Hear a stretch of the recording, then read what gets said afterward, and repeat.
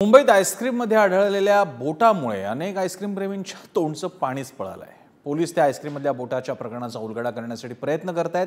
त्यांनी फॅक्टरी गोडाऊनपर्यंतचे धागेदोरे सुद्धा गोळा करायला सुरुवात केली आहे। बोट असलेलं आईस्क्रीम कुठे बनवलं गेलं, कसं पोहोचलं ते ग्राहकापर्यंत आणि बोट त्यामध्ये आलं कुठून, पाहूयात याविषयीचा सविस्तर रिपोर्ट।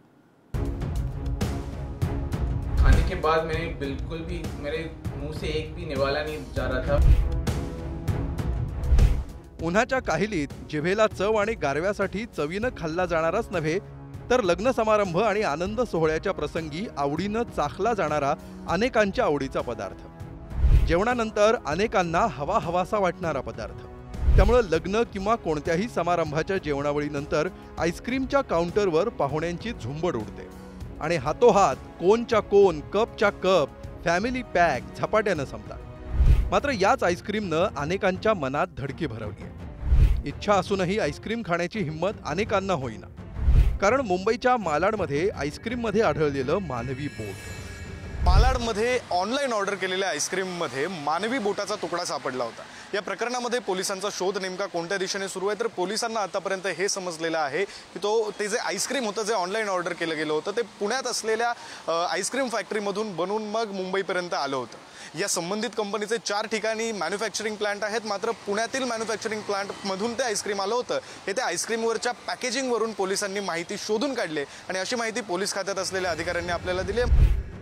या धक्क्यामुळे हादरलेल्या नागरिकानं मालाड पोलीस ठाण्यात तक्रार नोंदवली। पोलिसांनी गुन्हा नोंदवत आईस्क्रीमच्या पॅकिंगवरील माहितीवरून तपासाला सुरुवात केली। या प्रकरणी पोलिसांनी संबंधित अनेकांचे जबाब नोंदवले, ज्यामध्ये डिलिव्हरी बॉयसह जिथं या आईस्क्रीमचा साठा करण्यात येतो त्या गोदामातील कर्मचाऱ्यांचाही समावेश आहे। पुणे जिल्ह्यातल्या इंदापूरमध्ये एका कंपनीत या आईस्क्रीमची निर्मिती केली जात असल्याचं समोर आलं। मुंबईमध्ये मालाड पोलिसांमध्ये एक तक्रार दाखल केली, ज्यामध्ये आईस्क्रीममध्ये मानवी बोट असल्याचं म्हटलं गेलंय।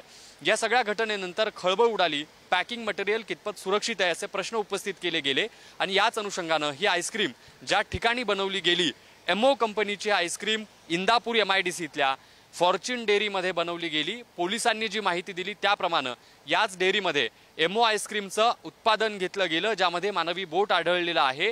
सरकारी कंपनीच्या यंत्रणेच्या अधिकाऱ्यांनी या ठिकाणी कारवाई करत हा पूर्ण प्लांट जो आहे तो सीलबंद केल्याची माहिती मिळते।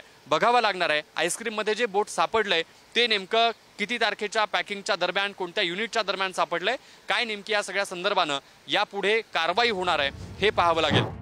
इंदापूरमधून आईस्क्रीमची बॅच भिवंडीच्या स्टोरेजमध्ये आणि तिथून स्थानिक उपनगरीय स्टोरेजमध्ये पाठवण्यात आली होती। त्याची खात्री करण्यासाठी पोलिसांनी इंदापूर, भिवंडी आणि स्थानिक स्टोरेज परिसरातील CCTV फुटेज मिळवले। त्या स्थानिक स्टोरेज युनिटमधूनच ऑर्डरनुसार डिलिव्हरी बॉय आईस्क्रीम घेऊन पोहोचल्याचंही स्पष्ट झालं।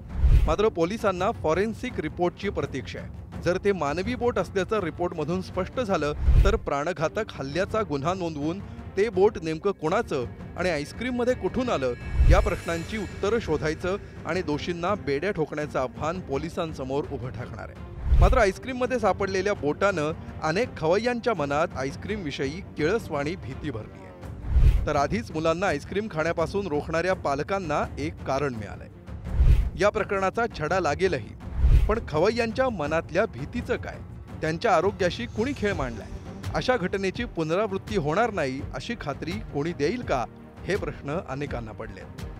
मुंबईतून विक्रांत शिंदे, इंदापुरातून संदीप बल्लाळ आणि ज्ञानेश्वर चौतमलसह रशीद इनामदार, पुढारी न्यूज।